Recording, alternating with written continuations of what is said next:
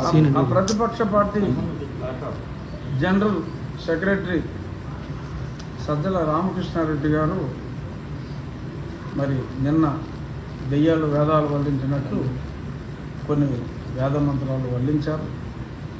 దాని సారాంశం ఏంటంటే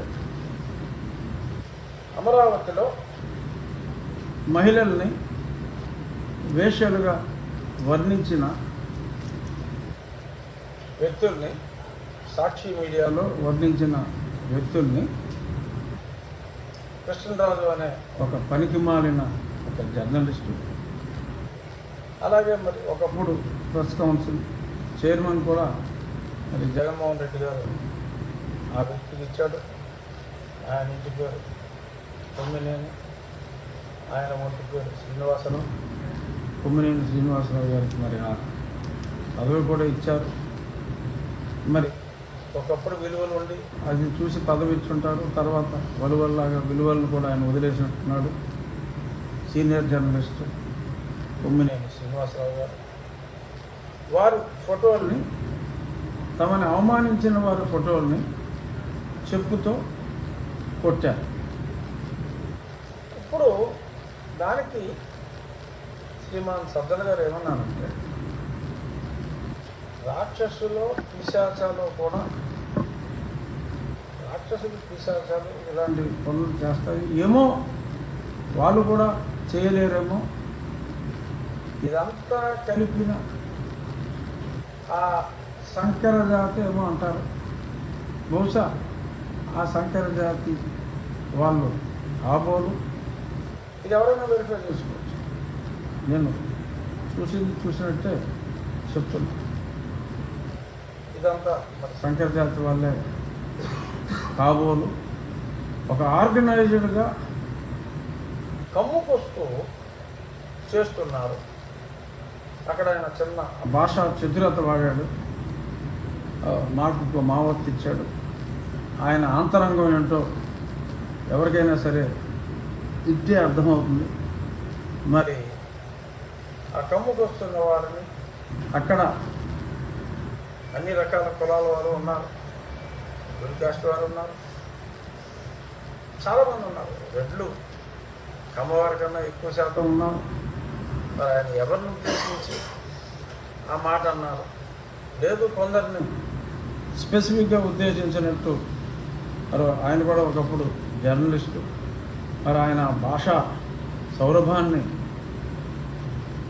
ఎదజల్లుతూ మరి ఆ రకంగా మాట్లాడారు తెలియదు. కానీ ఇక్కడ సజ్జల గారికి ఒక విషయం తెలియజేయాలనుకుంటున్నాను మీ మీడియా ద్వారా. ఏమిటంటే, మరి గతంలో నాకు అప్పటి ప్రభుత్వానికి, అంటే మరి ఇతను ప్రభుత్వంలో కూడా ముఖ్య సలహాదారు, అప్పుడు నాకు అప్పటి ప్రభుత్వం చేస్తున్న ఎన్నో ఆగ్రహాన్ని నేను ప్రశ్నించినందుకు 2020 సంవేర్ అరౌండ్ ఏప్రిల్ అనుకుంటాను, ఏప్రిల్ నెలలో ఒకప్పుడే కరోనా స్టార్ట్ అయినప్పటికీ అన్ని గ్రామాల్లో, నా నియోజకవర్గంలోని అన్ని గ్రామాల్లో, నా నియోజకవర్గం అప్పుడు ఉండి కాదు, నర్సాపురం పార్లమెంట్లో ఆల్మోస్ట్ అన్ని మేజర్ గ్రామాల్లో, కొన్ని చిన్న గ్రామాల్లో కూడా, ఆఖరికి ఇక్కడ ఉన్న వాండ్రం చెన్నూరు కదా, ఆ వాండ్రంలో కూడా అప్పటి వైసీపీ నాయకులతో నా ఫోటోలకి చెప్పులతో కొట్టించిన వ్యక్తులు వాళ్ళకి వాళ్ళు రాక్షసులు పిశాచాలు అని అనుకుంటే వాళ్ళ ఇష్టం. అప్పుడు కూడా నేను వీళ్ళంతా రాక్షసులు పిశాచాలు సంకర జాతి వాళ్ళు అని నేను పొరపాటును కూడా మాట్లాడు. వారి వ్యక్తిత్వం వాళ్ళ ఇష్టం. ఏదో చేశారు, నాకు దిష్టి బొమ్మలు తగలబెట్టారు. ఈ దిష్టి బొమ్మలు తగలబెట్టడం అంటే మరి అది కూడా తీవ్రమైన చర్య. మరి కొంతమంది అయితే చెప్పుకోవాలంటే బాధ అనిపిస్తుంది, మూత్రం కూడా పోస్తాను. అవి కూడా డైరెక్ట్గా టీవీలో చూపెట్టకపోయినా సోషల్ మీడియాలో అవి పెట్టి చాలా ఆనందించారు. మరి వాటిని రాక్షసానందం అంటారా, పిశాచానందం అంటారా, సరే ఏదో డైరెక్ట్గా మనం టచ్ చేయలేక ఏదో పిల్లశాలు వేసారులే పిల్ల మేధావులు అని చెప్పి నేను అప్పటికి క్షమించిన. మరి ఎండ్ రిజల్ట్ చూశారు కదా, ఏమైంది, ప్యాక్ చేసి పంపించాను కదా. నేను ఎంత పని చేశానో మీకు తెలుసు కదా. 2 సంవత్సరాలు ఒక్కడనే పోరాడు, ఇంటర్ పెట్టి ఇలా చేస్తారా. సో సరే, అది పాస్ట్. ఇప్పుడు మరి వాళ్ళకి బుద్ధి వచ్చిందేమో తెలియదు. వాళ్ళు చేసిన ఒక ఎంపీ పైన వాళ్ళు చేసిన పని ఒక చెత్త మాటలు నిరంతరం మాట్లాడుతూ అదే సాక్షి ఛానల్లో కూర్చొని ఇంకెవడో పిలవడాను కృష్ణరావు నన్ను కూడా ఎన్నో మాటలు మాట్లాడాడు గతంలో. పైగా మళ్ళీ క్లారిఫికేషన్ ఇస్తూ ఇంకా అసహ్యంగా మాట్లాడాడు. ఇప్పుడు సంకర జాతి అని మాటలు మాట్లాడటం అంటే మరి అది మామూలు డెరోగేటరీ కాదు. ఆ ఇద్దరు మూర్ఖపు జర్నలిస్టులకి మరి ఈయన్ని కూడా మరి మూర్ఖుడు అనాలో మరేమనాలో మరి నాకు తెలియదు. ఈయన అగ్నికి ఆజ్యం పోసినట్టు సంకర జాతి అనే పదం వాడటం జరిగింది. అంటే ఇదంతా క్రాసు. ఇక దాన్ని పూర్తిగా విశ్లేషిస్తే మరీ జుగుప్సాకరంగా అసహ్యంగా ఉంటుంది. అందులో ఎస్సీ సామాజిక వర్గానికి చెందిన వాళ్ళు ఉన్నారు, రెడ్డి సామాజిక వర్గానికి చెందిన వాళ్ళు ఉన్నారు, అన్ని సామాజిక వర్గాలకి చెందిన వాళ్ళు ఉన్నారు. మరి అమరావతి ప్రాంతంలో మరి ఇప్పుడు నేను కూడా మరి ఈ డిప్యూటీ స్పీకర్ అయిన తర్వాత, ఎమ్మెల్యే అయినప్పుడు నేను ఇల్లు తీసుకోలేదు, కానీ డిప్యూటీ స్పీకర్ అయిన తర్వాత నేను కూడా అక్కడ ఇల్లు తీసుకున్నా. మరి నేను కూడా ఒక రకంగా అమరావతి ప్రాంత నివాసనే. జగన్మోహన్ రెడ్డి లాగా జగన్మోహన్ రెడ్డి ఇంటికి నా ఇంటికి 500 మీటర్ల దూరం ఉంటుంది అంతే. అంతా ఒకటే కాంపౌండ్, ఒరిజినల్ కాంపౌండ్ ఒకటే. సో జగన్మోహన్ రెడ్డి ఇంటికి నా ఇంటికి 500 మీటర్ల దూరం ఉంది. మరి గతంలో నా మీద చెప్పులతో కొట్టించిన వ్యక్తి రాక్షసుడైతే మరి ఆ రాక్షసుడి పక్కనే కూతవేడు దూరంలో నేను నివసిస్తున్నా. ఇప్పుడు అందరినీ కలిపి అమరావతి ప్రాంతంలో ఉన్న వాళ్ళందరినీ మరి సంకర జాతి అని ఆయన కూడా అక్కడెక్కడ ఉంటున్నాడు. సజ్జల గారు కూడా ఏదో ఒక గ్రూప్ కాలనీలోనే సజ్జల గారు కూడా ఉంటున్నాడు. మరి ఆయన కులానికి చెందిన వారు ఉన్న కిన్నెరులు, కింపురుషులు, స్వచ్ఛమైన జాతో నేను కామెంట్ చేయదలుచుకున్నాను. ఎందుకంటే వాళ్ళకిలాగా కామెంట్ చేసి మనం చెప్తున్నారు కాదు కనుక మీకు మీరు వర్ణించుకోండి. ప్యూర్ బ్రీడ్గా మీరు వర్ణించుకోండి, తప్పులేదు. కానీ మమ్మల్ని అమరావతిలో మీ ఇంటి దగ్గరే నివసిస్తున్న మమ్మల్ని వేరు చేసి కమ్ముకొస్తుందంటూ ఇష్టం వచ్చినట్టు మాట్లాడి వారందరినీ సంకర జాతిగా వర్ణించి మరి ఇది చట్టరీత్యా ఈవెన్ ఎస్సీ ఎస్టీ అట్రాసిటీస్ ప్రత్యేకంగా ఒక వ్యక్తిని ఉద్దేశించి మాట్లాడక్కర్లా, ఒక సమాజాన్ని ఉద్దేశించి మీరందరూ సంకర జాతి వాళ్ళు అని మాట్లాడటం వాళ్ళిద్దరూ మాట్లాడిన దానికన్నా కూడా అతిపెద్ద నేరం. సో కాబట్టి ఈరోజు నేను డీజీపీ గారికి ఒక కంప్లైంట్, నిన్న సజ్జల గారు వాడిన ఆ భాషా ప్రయోగం యొక్క వీడియో క్లిప్పింగ్, ఆ పేపర్ కట్టింగ్, ఇవన్నీ కూడా అటాచ్ చేసి ఇస్తున్నా. ఇదిగో కాపీ మీ అందరికి కూడా కాపీలు ఇస్తా.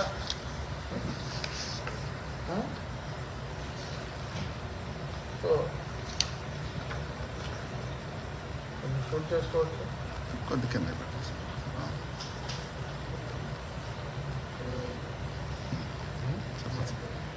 ఓకే.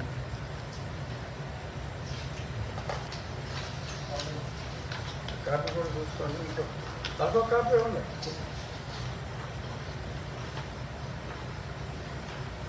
ఇది main conclusion.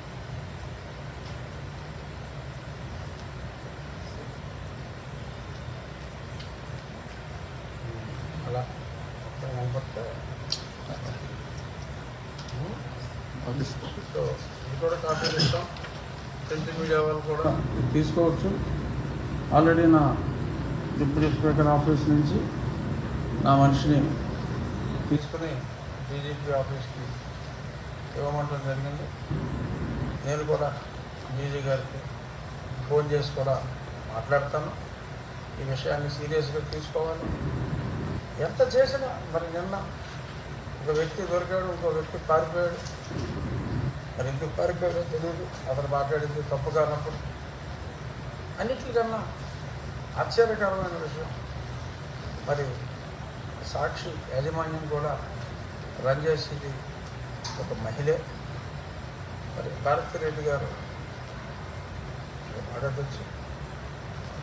No comments against sir personally, but ఒక మహిళగా మరి ఒక పెద్ద ఛానల్ని, న్యూస్ పేపర్ని నడుపుతున్నప్పుడు ఖండించకపోగా మరి అరెస్టు చేయటాన్ని నిరసించటం మరి సముచితంగా లేదు. ఎందుకంటే సజ్జల గారిలాగా ఆయన వాడి భాష నేను వాడలేను.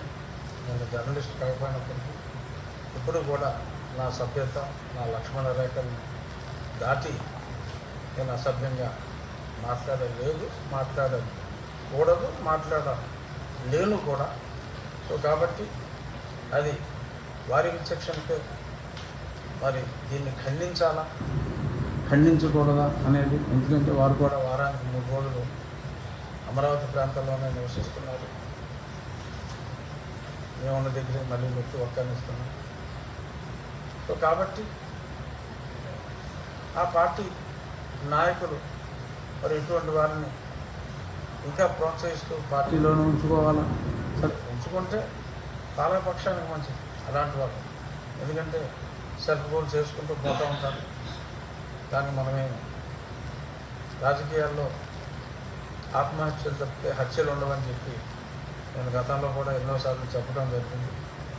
ఓకే, వాళ్ళు ఆత్మహత్య చేసుకుంటే అది వాళ్ళ ఇష్టం. కానీ ఇంతమందిని శోభ పెడుతూ అనరాని మాటలు అంటే మరి మనకి రాజ్యాంగం అని ఒకటి ఉంది.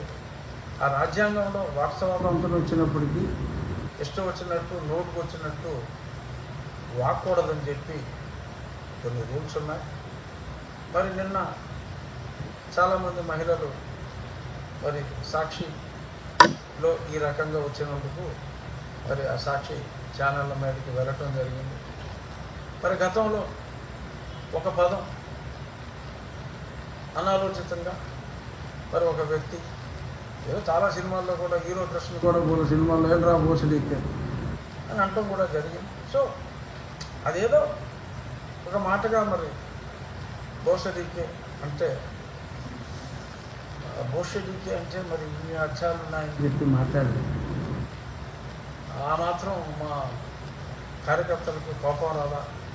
కోపం వస్తే దాళ్ళు చేయరా అని చెప్పి నీవు నేర్పిన విద్య నీరజాక్ష ఏమో అలాగా భావోద్రేకం కలిగినప్పుడు తెలుగుదేశం పార్టీ ఆఫీస్ మీద వాళ్ళు అటాక్ చేసినట్టు ఆర్గనైజ్డ్గా చేశారు. ఇక్కడ స్వచ్ఛందంగా మహిళా జాతిని అవమానించారు. అట్లా ఒక వ్యక్తిని అవమానం అనుకుంటే కావాలని చేసింది కాదు. ఆ పదానికి అర్థం తెలియదు. కానీ వేశ్య అంటే అర్థం మరి వీరికి తెలియదు అంటే మనం నమ్మలేం. సజ్జల గారు కూడా ఏదో పోస్ట్ గ్రాడ్యుయేషన్ ఏ సబ్జెక్టులో చేశాడో పోస్ట్ గ్రాడ్యుయేట్. సో సంకర జాతుల్లో పిశాచాలంటే అర్థం అతనికి తెలియదని చెప్పి నేనైతే అనుకోవట్లేదు. సో మరి ఈ రకంగా మాట్లాడినందుకు మరి కొంచెం చిమ్మనెత్తులు ఉన్నవాడికి బాధ అనిపిస్తుంది. ఆ బాధలో చిన్న రియాక్షన్ ఉంటుంది. ఇదివరకు గౌతమ్ సవాంగ్ గారు కూడా చెప్పారు, మరి కోపం వచ్చినప్పుడు చెప్పేశారు ఏంటి అని. ఏదో పాపం ఎక్స్ప్రెస్ చేసుకున్నారు, దట్స్ ఆల్ రైట్ అని ఆయన అన్నారు. మరి జగన్మోహన్ రెడ్డి గారు కూడా భావోద్రేగానికి, నన్ను ఇలా అన్నందుకు భావోద్రేగానికి గురయ్యి వేరే వాళ్ళు ఇలా చేశారని ఆయన చెప్పినప్పుడు, డైరెక్ట్గా మూకుమ్మడిగా ఒక సమాజాన్ని అన్నప్పుడు మరి ఆయనకైనా చీమోనేత్రం ఉన్నది, ఆయన అభిమానులకైనా చీమోనేత్రం ఉన్నది, మాకు లేదా, నువ్వు ఊరుకోవాలా అనే ప్రశ్న ఖచ్చితంగా ఉత్పన్నం అవుతుంది. ఏదేమైనా చిన్న ఎబరేషన్ అయినప్పటికీ కూడా ఇది నీవు నేర్పిన విద్యే నీరజాక్ష అని సవినయంగా ఎడుగురు సంధించి జగన్మోహన్ రెడ్డి గారు, సజ్జల రామకృష్ణారెడ్డి గారికి ప్రజలందరి మనోవేదనను తెలియజేస్తూ, మనోవేదనను అనుభవిస్తూ ఖాళీగా కూర్చుంటానికి ఇక్కడ ఎవరూ లేరు ఇక్కడ. సో ఖచ్చితంగా ఈ కంప్లైంట్ మీద కూడా చర్యలు ఉంటాయి. సజ్జల రామకృష్ణారెడ్డి గారి మీద కూడా తప్పకుండా చర్యలు ఉంటాయి. చర్యలు తీసుకోకపోతే సమాజం హర్షించదు. డెఫినెట్గా వారిలో మార్పు వస్తుందా రాదా అన్నది వారిస్తాం. మళ్ళీ పైగా అక్కడ ఒక్కలో వార్నింగ్ ఎంతకెంత ఉంటుంది రే అంట, మరేంటో అదేంటో ఇదెంతో అలా చూపెట్టేదంతో. సరే చూసుకుందామమ్మా, చూసుకోవడానికి మా ప్రజలందరూ కూడా రెడీగానే ఉన్నాం. మీరు ప్రకాష్ రాజు గారు ఏదో సినిమాలో చెప్పినట్టు పోకిరి నిన్న ఫ్లైట్లో కూడా కలిసి కూర్చున్నాం, ఈ డైలాగ్ గురించే మాట్లాడుతున్నాం, గిల్లితే గిల్లించుకోవాలని. అలాగా నువ్వు ఆ సినిమాలో పోకిరిలో ప్రకాష్ రాజు అయితే మేమందరం మహేష్ రా అని చెప్తూ ఉన్న ప్రశ్నలు అంటే